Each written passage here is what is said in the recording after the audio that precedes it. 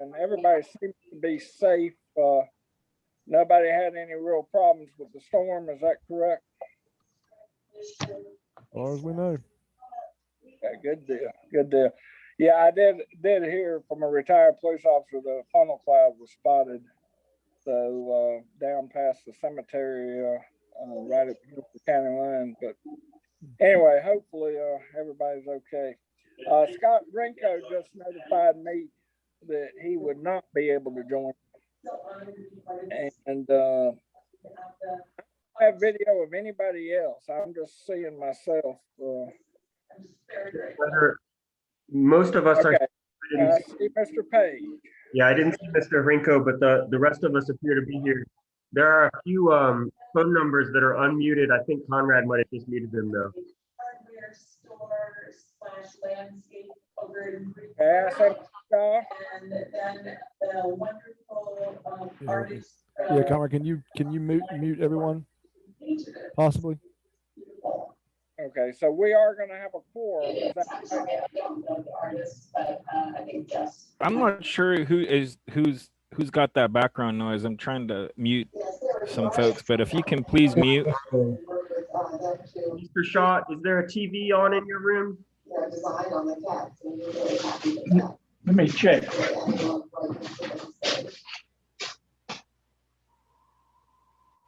Okay, I think.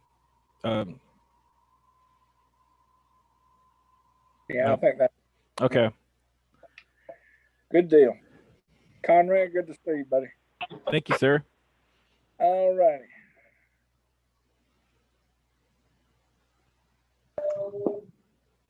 Okay. So it appears that we are going to have a quorum. We'll find out officially when we call the roll. All right, if we're ready to begin, we're going to start.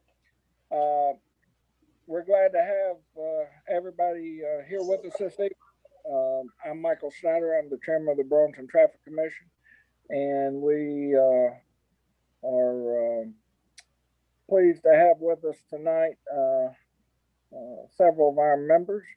And we have Mr. Nathan Page, Mr. James Shaw, and I have seen both of them on, so I know they're here. And Ashley Pace, are you on with us yet? I'm here. Hey, Ashley. Hey there. And Mr. James Perry, are you on with us yet? Yes, sir, I'm here. James, good to see you. All righty. Well, looks like we do have a quorum. Scott Rinko was planning to join us, but he had something come up non-storm related at the last minute, so he asked me to extend his apologies. And so we will go ahead and get started. We have with us also handling the IT items, Mr. Olmedo, Conrad Olmedo. We're glad to have you with us tonight. And Mike Nunn is our Director of Planning and Transportation for the city. Mr. Nunn, always good to see you. And Brian Tennant is our Transportation Engineer and Operations Manager. And Michael Karpinski is Traffic Engineer.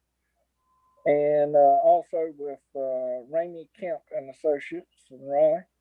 And I believe we have Sergeant David Turner and Officer Matt Cook of Burlington PD. Are they both with us tonight?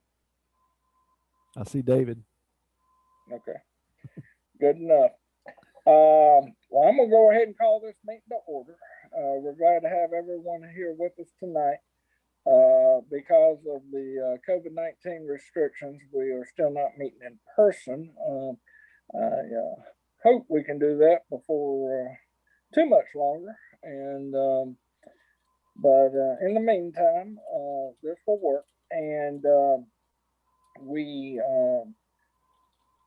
when we have items that you wish to speak to and comment on, just use the raised hand feature with Zoom. And Mr. Almeida will let me know. And also, if you're using phone, just hit *9 if you wish to ask a question. And this has been an advertised meeting. The city let everybody know that we were meeting, so we hope we have some audience participation. The first item of business is the adoption of the minutes of the November. I'm sorry, what? Chair Snyder, there was a correction I'd like to recommend for the agenda. I believe the fire chief's name is Jay Nevin. That is true. And did we have the old chief, Jay Smith, listed? Yes, I believe I did notice that. Yeah, we will change that. The fire chief listed in the CCs will reflect our new fire chief, Chief Nevin. Congratulations to him. We hope once we get back in council chambers, he will come and join with us as Chief Smith did. Chief Smith did an excellent job representing the fire department. In fact, the last time we considered the item on the agenda tonight on Fountain Place, Chief Smith came and gave some input on that. So, Chair Snyder, I had one. Was there something else? Yes, sir. I had one correction for the minutes. I had Commissioner Shaw was present, and I had Commissioner James Shaw was absent. That should have been Commissioner James Perry was absent. That's correct. All right. So, do I have a motion to approve the minutes with this correct, or did I have any other members notice any other items that need to be correct? Hearing none, do I have a motion to approve the minutes of the November 12th meeting?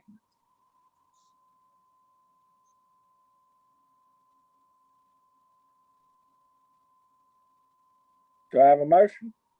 I'll make a motion. I have a motion. Do I have a second? Second. Second. All in favor signify by saying aye. Aye. Unanimously approved.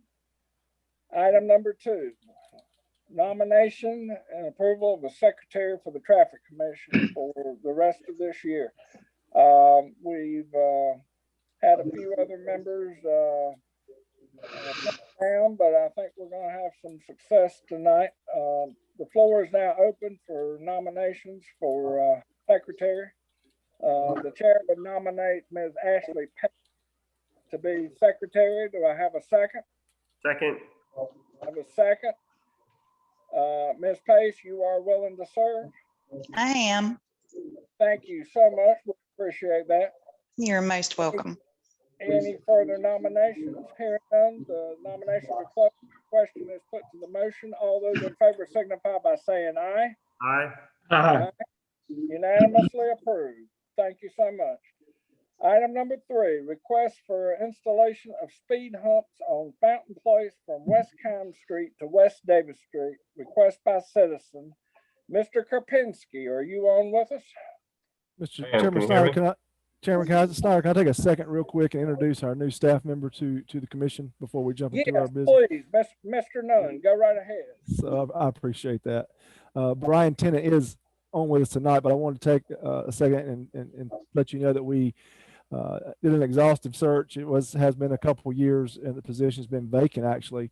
And we're very fortunate that Brian Tennant applied. Brian has worked in North Carolina before. I'm gonna let him explain that to you, but was actually out in Colorado working for the city county of Denver, Colorado, and their traffic operations center.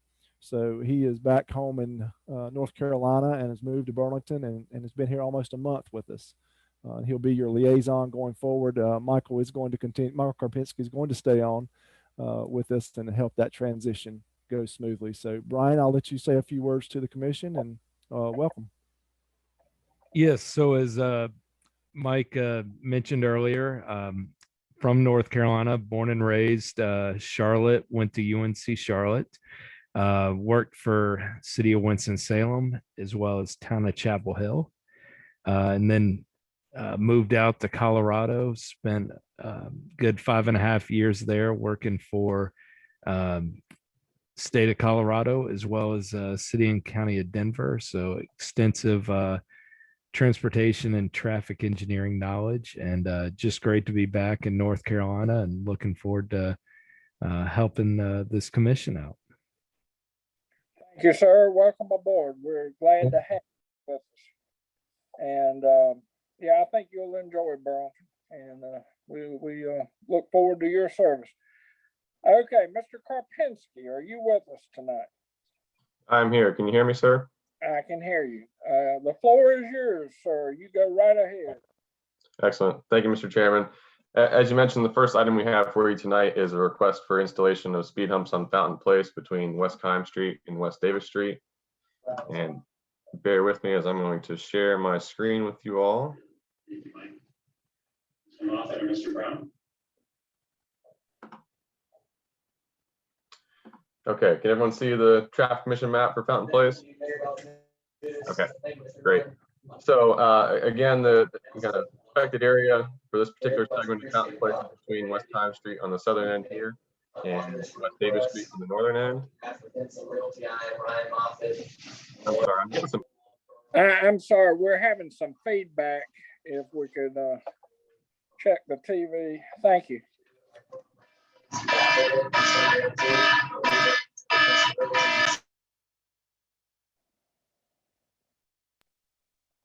Okay, Mr. Karpinski. All right, I will continue. Go right ahead. Yes, sir. So again, the kind of affected area of Fountain Place is between West Chyme Street on the southern end and West Davis Street on the southern end. And this request was made by Adam Metz for speed humps, the neighborhood representative for the Fountain Place residents, to determine suitable traffic calming devices related to speeding concerns and pedestrian safety for both Fountain Place residents and other pedestrians utilizing Fountain Place with the recent implementation of the Willowbrook Arboretum. And I'm going to pull up a map of the existing facilities on Fountain Place so everyone can see. Starting on the southern end here, we have an always stop at West Chyme Street and Fountain Place. There are 25-mile-an-hour posted speed limit signs throughout this section of Fountain Place. There are keep right of the median. There's two at the southern traffic circle, if you will, on the bottom portion of the page here, as well as there is a keep right of the median at the fountain in the kind of middle point of Fountain Place, as well as two no parking on the median signs on either end of Fountain Place at both Davis and Chyme Street. And on-street parking is allowed on Fountain Place otherwise. So BDOT staff or transportation staff has reviewed the speed humps criteria from the city's traffic calming policy. And the first step in the speed hump evaluation per our traffic calming policy is the evaluation of the general criteria. And this particular section of Fountain Place is paved, 2-lane, city maintained, residential in nature. Has a 25-mile-an-hour posted speed limit. The average daily traffic volume for Fountain Place is about 1,100 vehicles per day, which is within the upper and lower average daily traffic volume thresholds of 500 and 2,500 vehicles per day. This particular section of Fountain Place is 1,450 feet in length.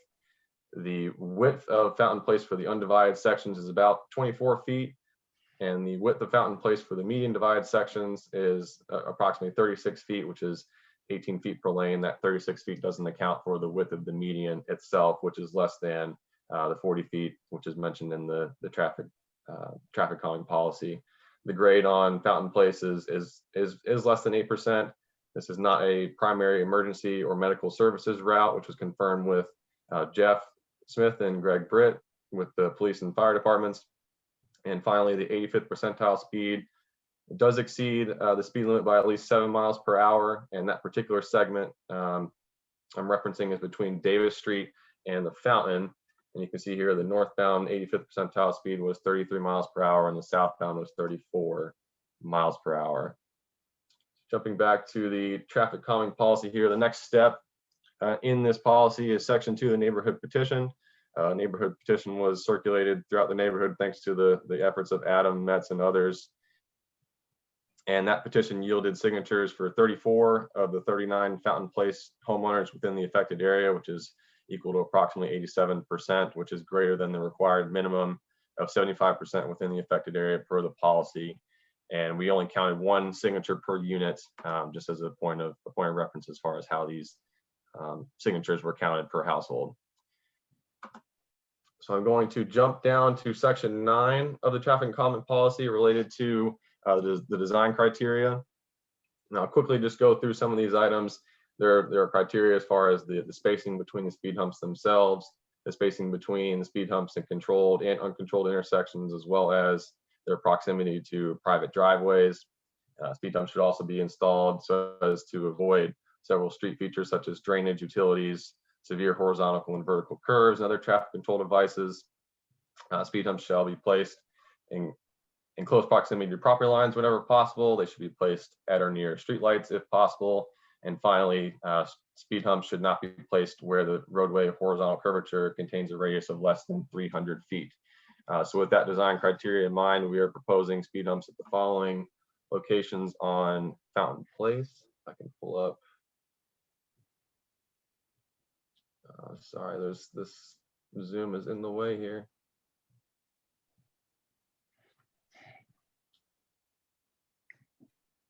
Here we go. Okay, so you can see here, starting at the southern end, it would be a proposed speed hump ahead sign, as well as along kind of the midpoint of this section of Fountain Place, there would be we're proposing a speed hump in between the southern traffic circle and the fountain, as well as the upper portion here. We are proposing speed humps for both the northbound and the southbound directions along the median divided section of Fountain Place near Davis Street.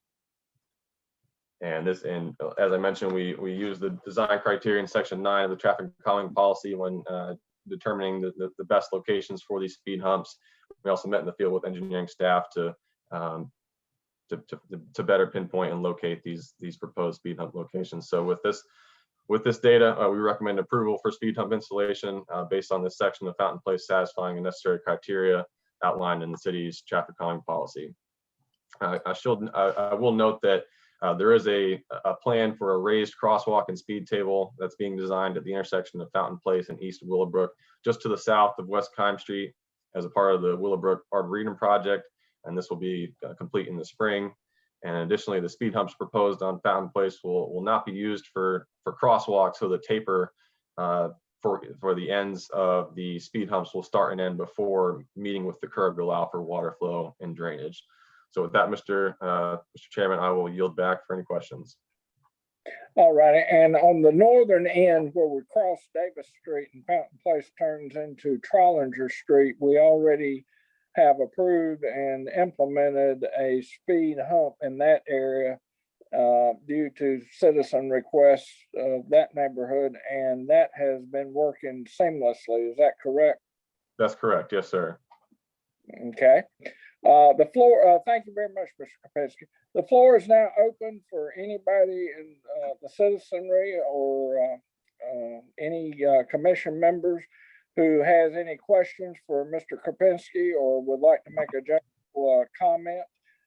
Now is the time to use the raise hand feature or *9 by phone. And I'll wait just a second to see if we have anybody.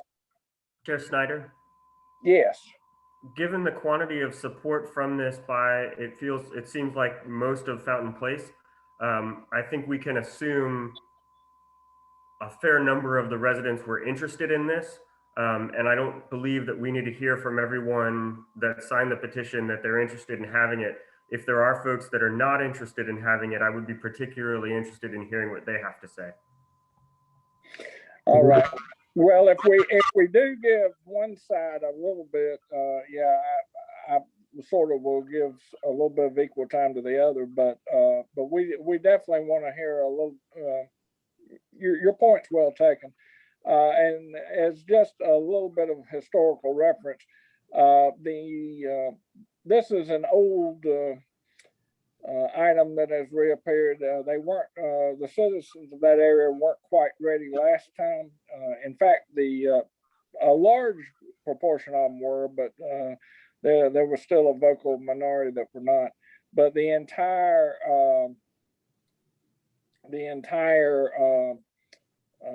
city traffic calming policy was written after the original proposal of this idea, and once it was implemented, this idea did not meet the warrants at that time, so we went ahead and implemented some speed humps in some other locations. And now we're back to where it all started from, and I think it is an idea whose time has finally come.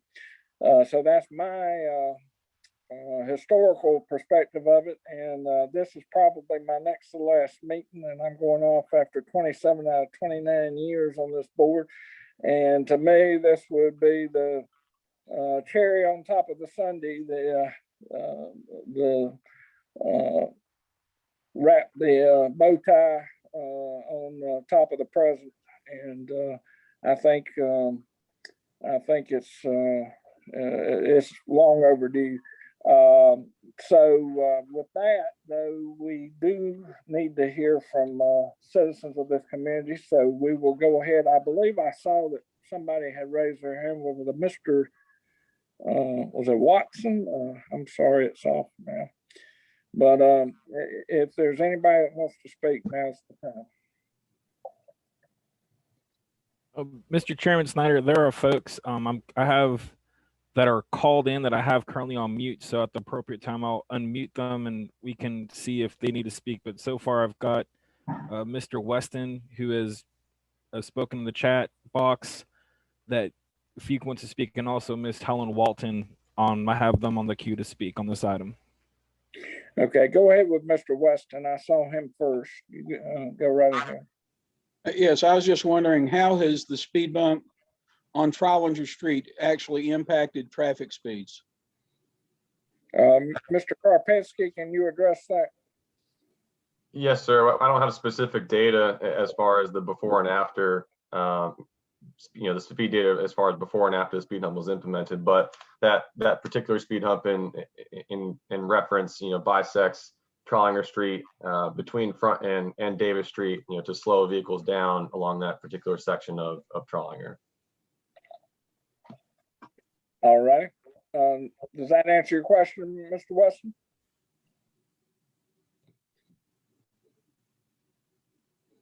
I presume so. Okay, Mr. Almeida, go ahead and queue up Ms. Walton. Where did she go? Oh, yes, Miss Walton. Mm-hmm. Yeah, here I am. I wanted to ask about what happened. If we're going to have a wreck, it's usually late at night, and we have drunk people coming through at 60 miles an hour. So what if somebody like that who is inebriated hits one of the traffic humps? What happens then? Mr. Karpinski? I mean, depending on the speed at which they impact that particular traffic hump, I would imagine it's going to do fairly significant damage to the vehicle. I didn't know if they would go airborne. Depending on the speed, they very well could.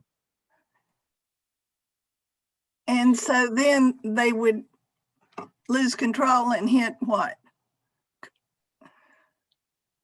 Anything in their path. But the point is that with the speed hump, you have a significant less likelihood of most average drivers. And you're right, you could have an occasional extremely inebriated exception to the rule, but most of your average traffic is going to be slowed enough by this that it will improve safety. Is that correct, Mr. Karpinski? Yes, sir. Thank you, Mr. Chairman. I have one more question. Okay, Ms. Walton, go ahead. Will the speed humps look like the one on Trollinger Street? Yes, ma'am. They will be designed of similar type. Okay. Thank you, Ms. Walton. We appreciate your service on the Historical Preservation Commission for all these years, and we welcome your input.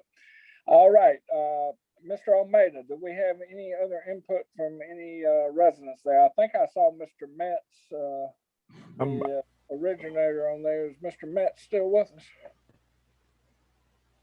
us? Yes, sir, I am. Okay, Adam, go right ahead. Just want to reach out and thank everyone for bringing this measure up to the commission today.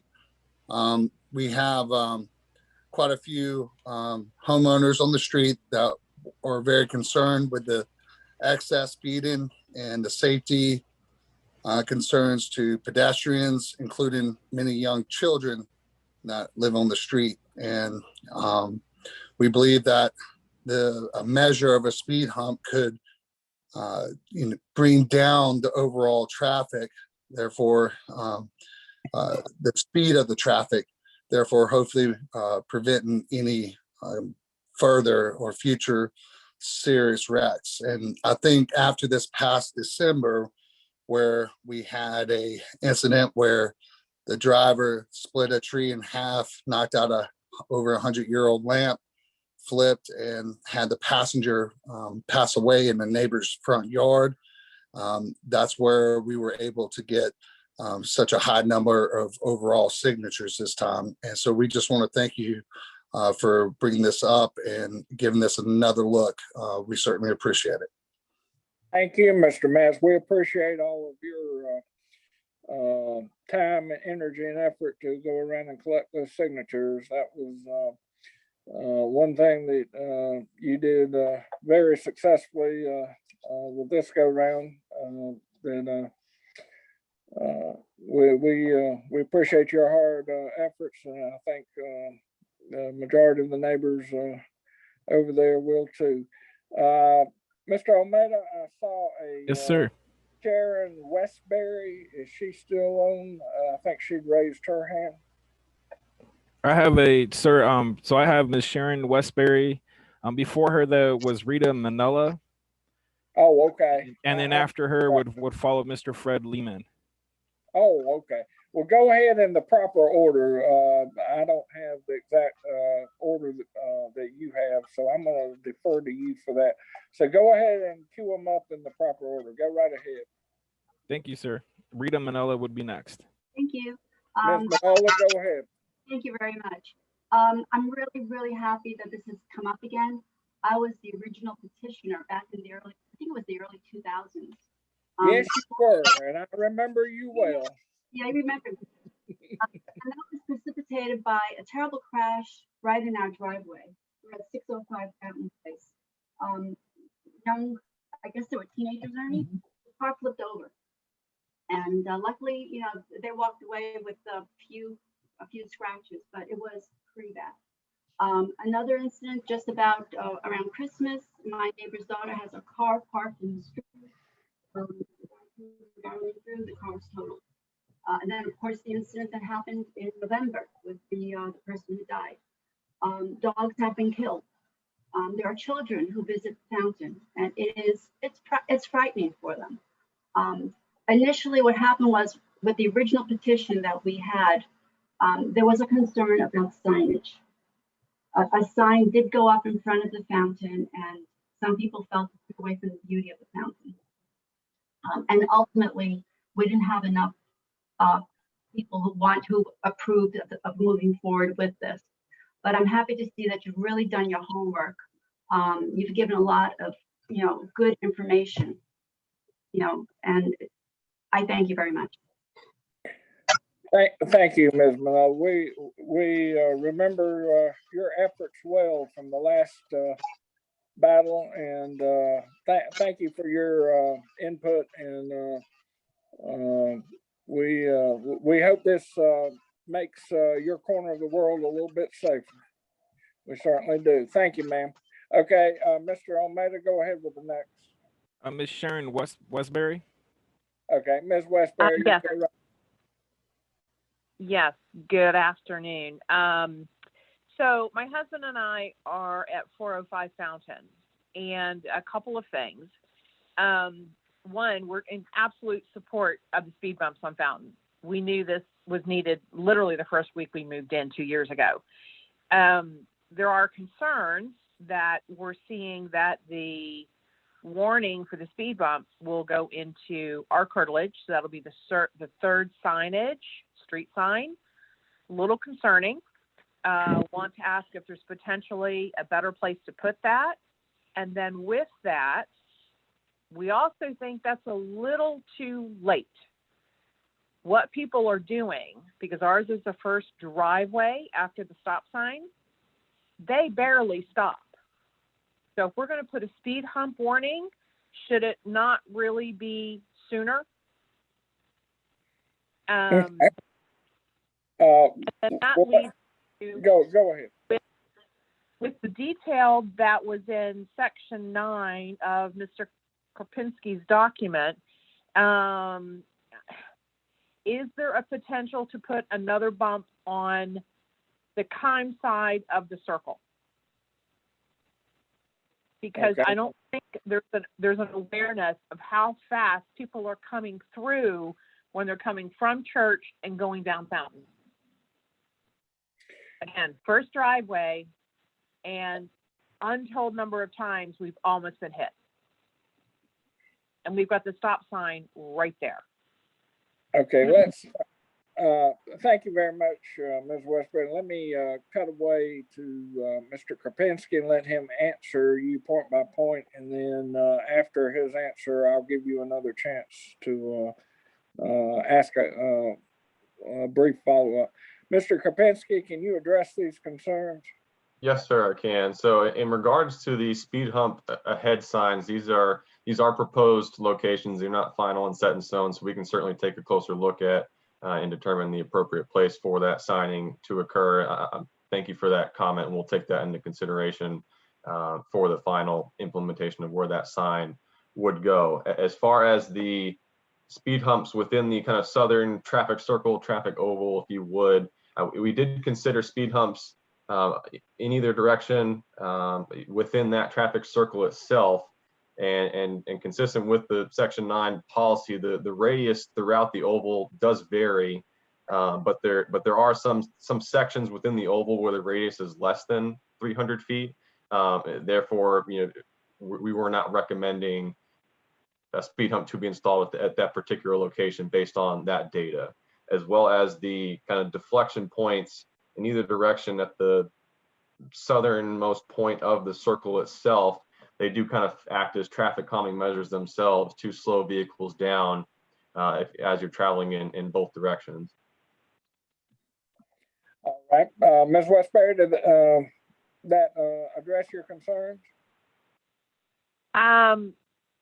Partially.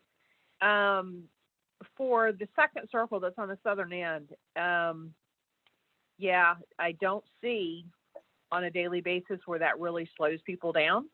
And you hear them squealing their wheels before you see them. So I guess we would just ask for additional consideration and investigation into that activity, because it does not slow them down. They take that like a fast corner. And that's bad enough when they come to the stop sign that's at Fountain and Chyme, and they barely stop. I mean, a California rolling stop would be slow compared to what most of these folks do. And we understand it's all the cut through traffic. They're trying to avoid all of the traffic lights on Church. Yeah, that's traditionally always been the problem, the issue there. And I think that this finally will solve probably 85% of the problem. And I hope I'm not overestimating, but I think around 75 to 85% of the problem.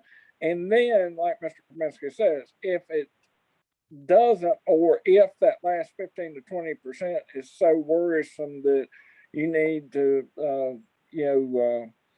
come back as a neighborhood and work with the city to, come up with something else, we can certainly take a look at that at the proper time. But I think the first thing probably we should do is go ahead and implement this tonight, if it passes and if city council agrees with it.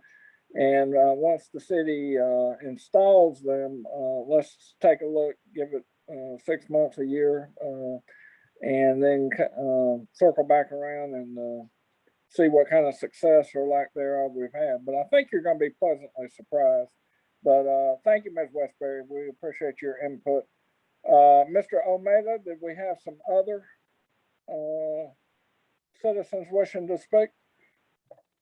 Yes, sir. We have a Mr. Fred Lehman who's next on the list, and we'll follow up with, there's a question in the chat from Miss Rita Manella that may be addressed later. At your right. discretion. Thank you. Mr. Lehman, go right ahead, sir. Yes, thank you. I'm a resident of Fountain Place. I live at 419th, right on the what was called, I call it an island. And we moved here about 4 or 5 years ago. I immediately realized that traffic on Fountain Place was mostly through traffic. It wasn't residents on the road, it was people passing through. And what else I noticed is that when I back out of my driveway onto the street, I'll look and look and look down to the stop signs. I won't see any cars. By the time I get out into the street, there's a car on my tail. So that implies to me that people aren't stopping at the stop sign, or if they are, they're rolling through and they're accelerating into that street. Thirdly, that tragic accident in December was the car ended up, the man who died ended up in the next door house to mine. And by doing an extensive analysis of surveillance camera that happened to be on my neighbor's house, video and sound and measurement of the distance the car traveled when it left the road at the fountain and actually hit the tree, which it cut off at the base. The average speed of that car was 72 miles per hour. That video was submitted to the police. We never heard back. I don't know if they actually analyzed it. That's incredible. Now, of course, speed humps aren't going to do anything unless the car obviously was airborne after it left the street. Speed bumps aren't going to do anything about that. I'm not sure what will, because that was obviously that was an unusual, I would presume, was an unusual incident. But my biggest concern is that this is a through street. It's used as a through street. I would prefer to see the street closed off. And I understand that that was proposed once, or there's just not much support for that, maybe from the city, I don't know. But I don't understand why it has to be a through street. However, I am in support of the speed humps, even if they make a little bit of difference. I'm familiar with the one on Trollinger because I often drive on Trollinger, of course, as a through street. But I know if I forget that it's there, I'm not speeding. So when I go across it at 25 miles an hour, it's not comfortable. So I presume that they will have some effect. So those are my comments. I am in support of the proposal, and maybe in the future, something more drastic can be done. Thank you, Mr. Lehman. And as I told Ms. Westbury, I believe y'all are going to be pleasantly surprised by the results of this, but if not, there certainly will be ample opportunity to circle back around and see what's next on the list. But this has always been where we were headed. It just took a little longer to get there than I thought it would. Mr. Almeida, who do we have next? Thank you, Mr. Lehman. Yeah, Chairman Snyder, so there's one person who's called in from a phone number. I'm going to ask to unmute them. If they could let us know if they want to address the commission. It's the number from 269. Give them a minute or two. I think if they push *9 on their phone, it'll make them. Okay. You could see if they wanted to speak. Whoever is calling from the 269 number, if you'd like to speak, I've asked them to also unmute. Okay, they've raised their hand. If you can unmute your phone, if you'd like to address the commission, or push *9. There you go. Hey, my name is Justin Foster. I actually don't need to comment on this particular item, but I just wanted to respond since you were asking about my number. All right, thank you, sir. So you have another item you'd like to address the commission on then? Yes, sir. I was under the impression that there would be another item on the agenda for for Trail 2. Yes, that will be coming up just shortly. If you'll bear with us just a little bit long. Thank you, sir. Thank you. Okay, Mr. Almeida, I've seen a couple of text messages flash across here. You said Rita had one, and who else was it? And Miss Sherry Westbury Okay, if you want to read those or whatever, or Mr. Weston also, if you want to briefly read those or see if you can reconnect them. Yeah, I will I'll unmute Miss Rita Manella if she'd be so kind to pose her question to the commission, and then I'll follow with Miss Sharon and Mr. Robert Weston. Okay, thank you, Mr. O'Malley. Rita, go right ahead. Okay, so problem is the stop at Davis and Fountain Place. That changes so quickly, and this is learned behavior. This is a usual route for most people coming through here, and they know that that traffic light is going to change very quickly, and so they speed up. That's one place, and then going down to the stop sign, not so much, but they're speeding up that way. So there is an issue going toward Davis because of the stop sign. Is it possible to extend the timing for that stop? And then people will learn that, you know, they have a little bit of time, they don't have to rush it. I'm sorry, you were breaking up just a little bit. Is it possible to extend the what now? The timing for the lights to change. Oh, yeah, I believe that can be addressed, certainly. Mr. Krupinski, would you address that? Yes, sir. So we talked with our signals division about that specifically, and I'm not sure I understand your comment or question as far as which direction of travel you would like to increase the green time on. The thought was to give more red. The discussion that we had with our signals division was, you know, to give more red time to the Fountain Place Trollinger Street approaches, and the kind of counter argument for that particular point is we don't want to encourage folks to run a red light. So I'm not sure if you were wanting to add green time to Fountain Place or West Davis Street, but we can certainly work with our signals division and make some modifications to the timings here. Yeah, it's extending the green light time. For which direction? Going, cutting across Davis, but that's going north. Okay. Yeah. So if you extend the green light, and people, after a while, people will know I've got time to get there. Sure. Yeah, happy to. Yeah, thank you for that. We're happy to take a look at that and coordinate with our signals division on some modifications we can make there. Thank you, Mr. Krupinski, and thank you, Ray. And Mr. Almeida, I believe you said the next one up is Ms. Westbury. Is that correct? Oh, Mr. Page, did you have a question or a comment? May I ask a clarifying question of Mr. Nunn? Go ahead, Mr. Page. Mike, is that light in the timing for the other lights on Davis and Church Street and whatnot? I don't think it is. We did talk about that, you know, as we do these traffic calming measures, there's you know, like the chairman spoke of, we can do something, see the impacts, and then the signal was also in that discussion already. So that's possibly the next item up if we don't see some improvement on that. And Michael's already done some homework on that, I believe. We want to see what happens as we install these traffic calming devices. But the signal is definitely in play. That's something we can adjust. And the one on Trollinger and Front is not in the system either? I don't believe so. All right, thank you, sir. Thank you, Mr. Nunn, and thank you, Mr. Page. All righty, Mr. Almeida, does that bring Ms. Westbury back up? I'm asking for her to unmute her mic for her phone. Okay. Or she can press *9.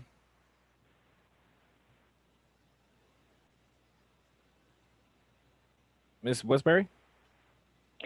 Yes, I don't have anything else to add. Thank you so much. Okay. Thank you, ma'am. We appreciate your comment. And Mr. Weston. Almeida, does that leave Mr. Weston? Go Yes, right sir. ahead, Mr. Weston. Yes, I realize that most of our neighbors want this, and I hope that the measures work to accomplish their goals. But in the case that it doesn't, and that speeds do not decrease significantly, and accidents continue to happen at approximately the same rate, how do we get these bumps removed? Well, again, that's sort of like trying to prove a negative. I think, again, you're going to be really pleasantly surprised by the outcome. But if it should go that route, I believe a lot of your neighbors would propose wanting to add additional ones rather than remove the two being placed now. But at the same time, you do pose a valid question. So I'll let Mr. Kropinski take a crack at that. Mr. Kropinski, go ahead. Yes, sir. There's so section 8 of the traffic calming policy speaks to the removal of speed humps.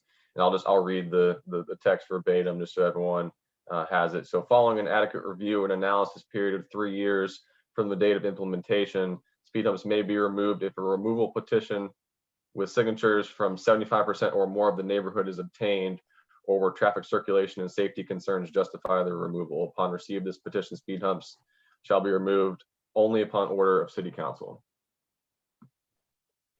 Does that answer your question, Mr. Weston? Yes, thank you. Thank you, sir. We appreciate your comments.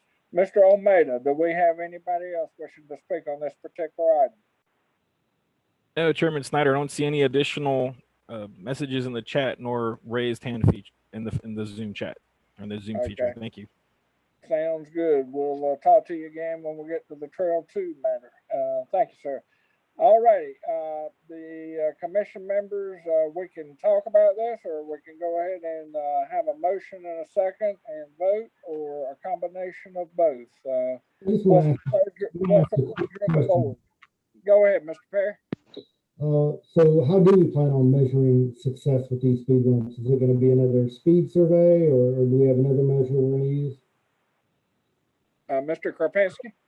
Yes, sir. I'm looking for that info now.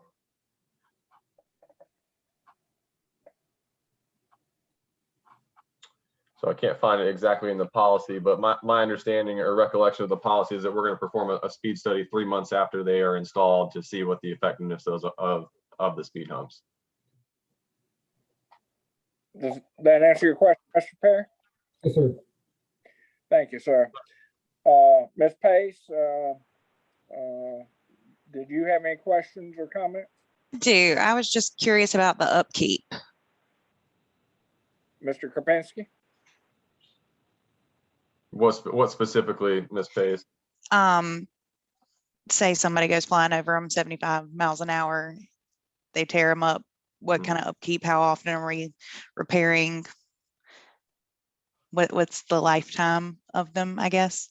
Yeah, Mike may be able to speak to the lifetime of them, but we'll certainly work with our the folks in our signals and signs group as far as addressing specific incidents as far as maintenance items, but as needed. And Mike, if you could touch on the lifetime. Yeah, they become part of the street. So just like if something would need to be repaved or a pothole fixed, if something were to damage or impact the hump, that would be a city responsibility and the streets division. We would take care of that for sure. Thank you. Thanks. Thank you, Mr. Nunn. Thank you, Ms. Pace. Mr. Shaw, did you have any questions, sir?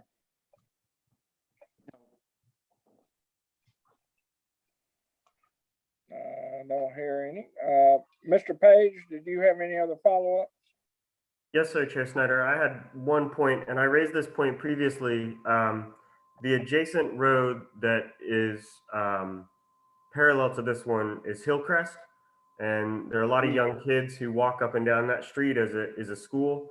It is narrower than this road is, and I just want the commission to be aware that if traffic volumes shift from this road onto that one, it should also be treated in a similar fashion. And that is speaking as somebody who lives at the end of 5th Street, recognizing that will mean people are speeding down the road in front of my driveway. I'm okay with that because I think that it's most important that we protect the children who are on Hillcrest Street. And Chair, if you're ready, I will make a motion. Okay, go right ahead. I make a motion that we approve the application as presented. Have a motion. Do I have a second? I'll second it. Okay, have a motion and a second. All All those in favor signify by of approval of this motion signify by saying aye. Aye. Aye. Opposed, like sign. And it's unanimously approved.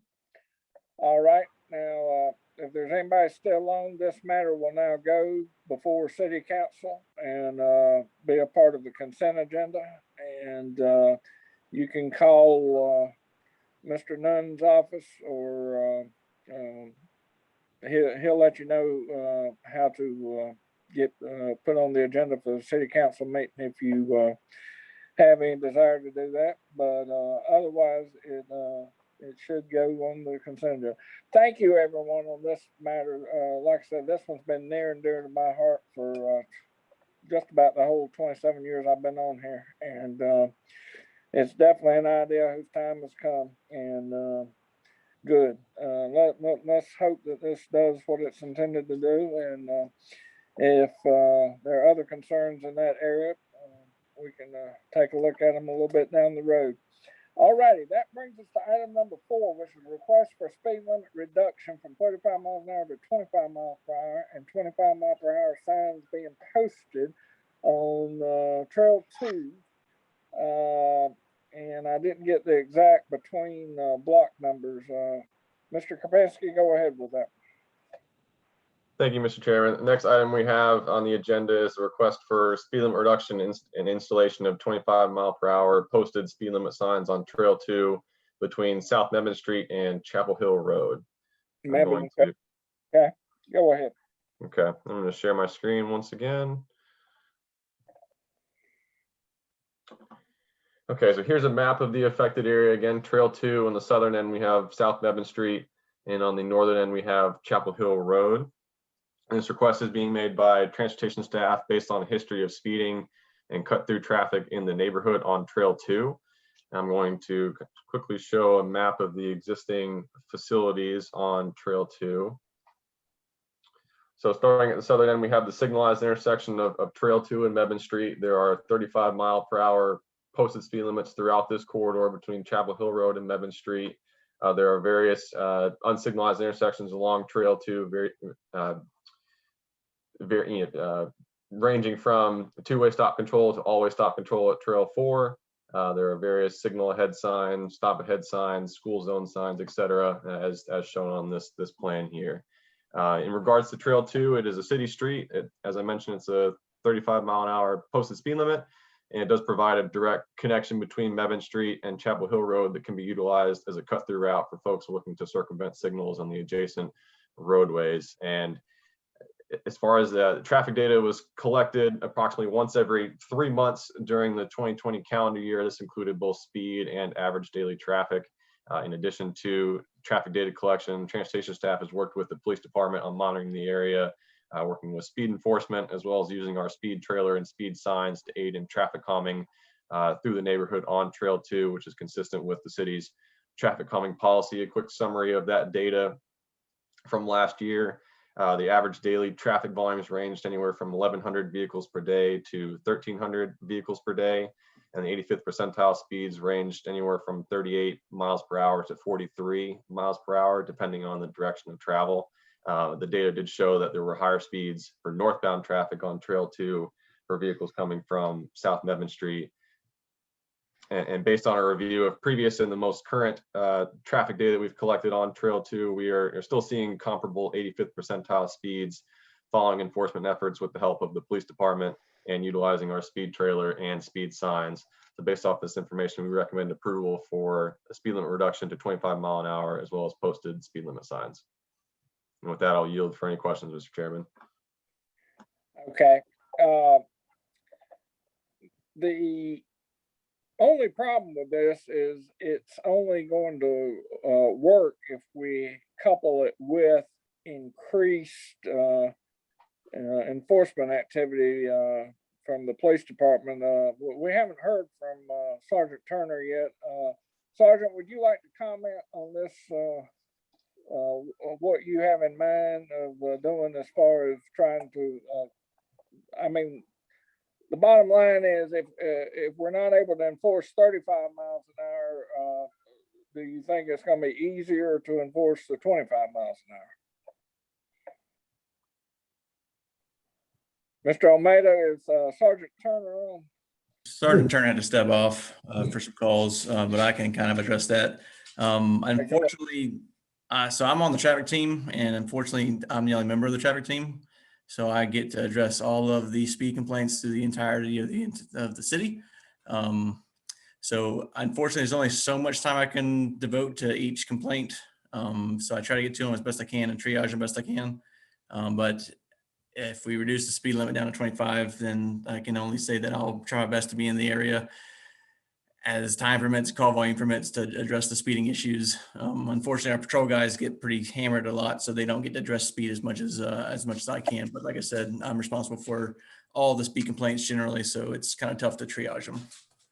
Okay, and for our minutes and everything, would you identify yourself? Yeah, I'm Matt Cook. I'm a police officer with the Burlington Police. Oh, okay. Thank you, Officer Cook.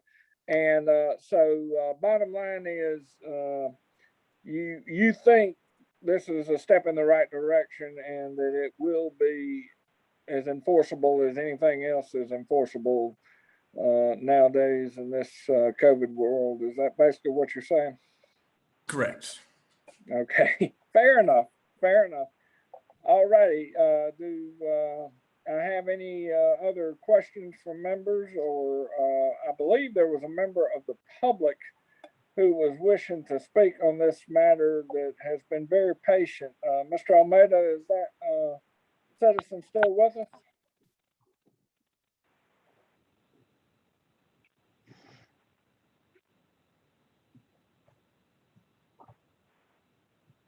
Mr. Almeida? Justin, we can hear you if you're ready to speak. All right, thank you. Yeah, my name is Justin Foster. Me and my wife and our little girl, she's 5 years old, we live at 318 Trail 2. And as already has been mentioned, this road is widely used as a cut through. And I mean, we see, traffic all times of night, probably upwards of 50 miles an hour. So, I mean, I think the installation of a lower speed limit is a move in the right direction, but I have no confidence that it'll stop anybody from speeding. I think I know there was a motion, or there was a consideration of installing a stop sign, a four-way stop at Trail 5 and Trail 2. I wasn't able to attend that call. So one of my questions is that still something that's being considered? And so I'll end it right there for now. Okay, thank you, Justin, and we appreciate your patience. Mr. Karpinski, would you address that? Yes, sir. So it was the, I believe, August Traffic Commission meeting from last year. We had the request for an all-way stop at Trail 2 and Trail 5. And based on the speed and volume data we collected at that particular intersection, it didn't meet the criteria outlined in the manual of uniform traffic control devices for installation of an all-way stop. And the MUTCD provides guidance that says, yield or stop signs should not be installed. I'm sorry, that's not the right. Not the right point. That stop sign should not be used in the form of speed control. And based on that criteria from MUTCD, we did not recommend always stop to be installed on at that particular intersection of Trail 2 and Trail 5. Yeah, I remember that one, and the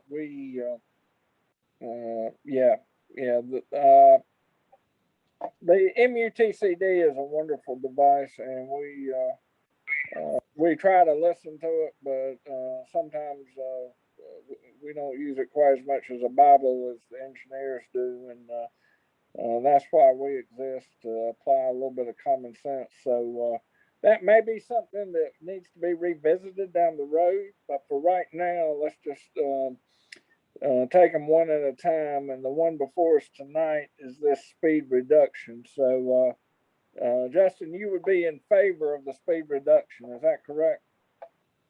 Yes, I would be in favor. Again, if people are speeding now, I'm not sure what practical effect it'll have, but I think, we need to do something. because there are children in the neighborhood, and it is people do go and people walking, riding bikes. So I do believe there's a danger there. But I think maybe following this, if needed, speed bumps as the first item that was on tonight. I think that excuse me, that might be something to consider. Well, as you heard, those are not easy bar to get across. It takes somebody in the neighborhood going around and talking to all the affected neighbors and getting 75.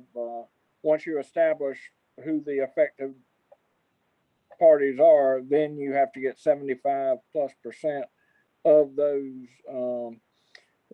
to be in favor of that. But anyway, like I said, let's take the baby steps first and see if that makes any difference. And then you've got your other things down the road that can be looked at if they don't.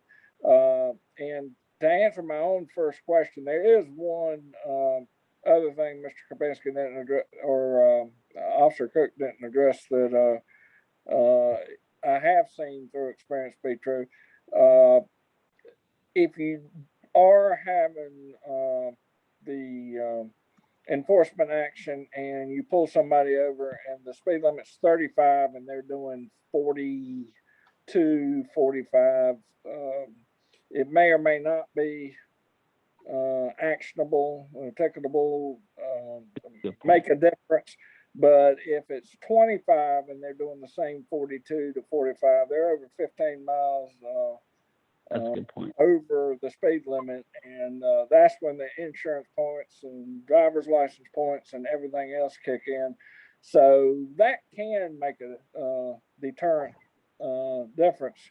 But again, with the traffic division, Officer Cook in particular being spread so far, so thin nowadays, I hope that we will be able to get as much enforcement action over there, patrol division and traffic. And but yeah, if people are going, Mr. Kapinski, what was the 85th percentile, the upper end numbers that were sort of the off the chart numbers on this block? The upper end of the 85th percentile was 43 miles per hour. Okay. Okay.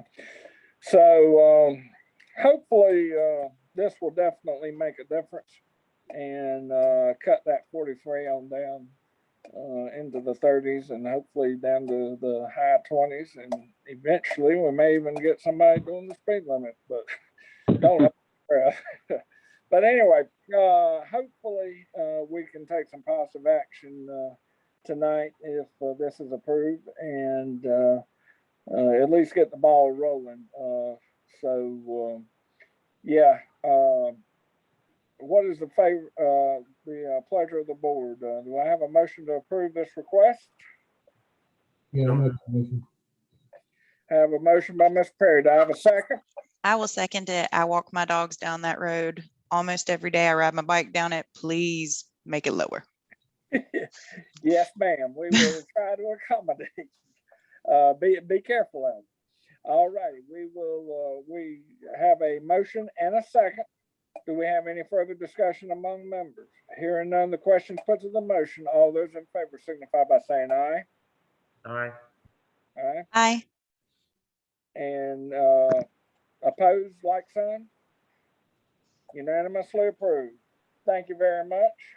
And that brings us to item number number 5, staff reports, updates, the Nevin web. Can't read my own writing. Mr. Kapinski, what was item number 5? It was just an update on the Nevin Street and Webb Avenue pedestrian facilities. Oh yeah, pedestrian. Yeah, go ahead with that update. Yes, thank you, Mr. Chairman. So we've taken a closer look at this intersection and the existing pedestrian facilities and have consulted with DOT as well. And given the existing sidewalk facilities on Nevin Street and Webb Avenue, actually, let me pull up an aerial just so we all are looking at the same thing.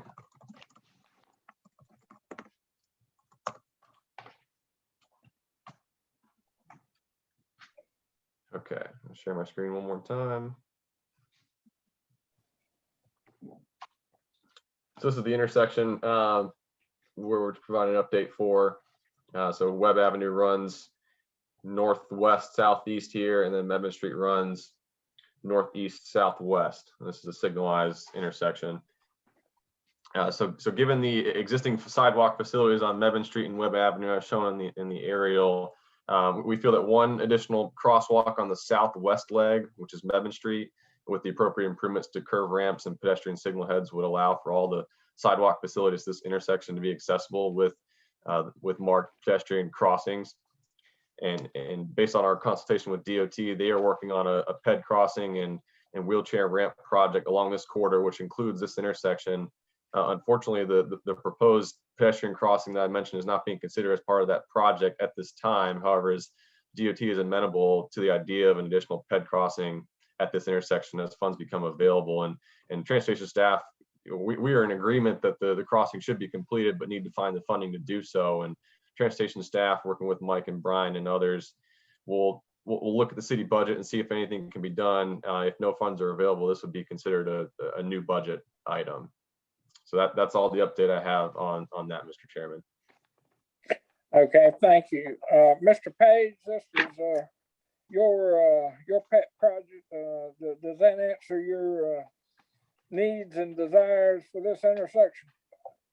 Chair Snyder, what I'm hearing is that this location, based on NCDOT's input, BDOT's input, our input, and the MUTCD, that this location already requires the installation of a crosswalk. Given that, my recommendation would be that all available resources should be allocated to this location prior to an individual being struck by a vehicle driving on Medman Street. It is, as I think we're all aware, due to the new plasma center there, much more heavily trafficked than it has been in the past. And I'm interested in not seeing improvements in my neighborhood where the median home values are much higher than in this location. I want to see where there's pedestrians walking to a destination rather than just walking for exercise be improved. Thank you. Yeah, and I didn't mean to downplay your concerns when I said project, but yeah, no, this is definitely a serious matter that needs some attention, and I concur with your thoughts. And thank you for your concern and your passion on this issue. Do any of the other commission members wish to be heard on this particular issue? Mr. Perry? No. Ms. Pace? Just to say that I agree with Mr. Page. That's a scary intersection there, and people fly through it. It's even in a car, it's scary. I can't imagine somebody walking across to that plasma center. You read my mind. That's exactly what I was thinking. Even going through there with a vehicle, that's pretty scary intersection in Burlington, and to try to traverse that as a pedestrian on foot, we definitely need. Mr. Kapinski, what do we need to do to see if City Council can impress upon DOT to move this up the ladder of funding priority? Can this be put before the TAC for the tip list, or Mr. Nunn, maybe I should address you on this. Yeah, that's fine. Is this something TAC can push up the ladder a little bit? We're trying. It's not. It's about 26,000 to probably 26 to 30,000. I think is what we're talking about for the city costs. We're trying to partner with NCDOT, and we've got a little bit of a commitment. And as Michael said, I think I'm trying to find $26,000 before June 30. We might be able to do that, but even the new budget would have that type of funding in it, and this will be one of the top priority projects to do, especially with the NCDOT's partnership. So I feel confident, maybe highly confident, that we're going to be able to accomplish this. Took us a while. Michael did a great job chasing NCDOT. First of all, it was no, we're not going to do anything, just so you know. And we kept pushing and kept pushing. And, you know, with traffic commission's comments, finally we offered we'll partner, and then we got some traction. So about $26,000 is what we've estimated for city funds. So we're going to go forward with that and do the best we can. I'm just trying to do it in this budget year if I have additional funds. If not, we'll definitely look at it for July 1 budget. So I feel like it's going to get done. It's just a matter of coordinating with NCDOT. Sounds good. Sounds good. Yes. Mr. Page? Yes, sir. Thank you. I just wanted to say, Mike and Michael, thank you. I very much appreciate it. I am very familiar with the TAC process and how long that takes, and I'm glad that you're working outside of it to make it happen, and would be excited if it occurred in 2021. Thank you. You're welcome. You're welcome. Thank you for that update. Look forward to that. All righty, that brings us to item 6, commission comments and other items, other things that need city staff's attention that commission members may have observed riding around the city. Do we have any new items that any members wish to bring forward at this time?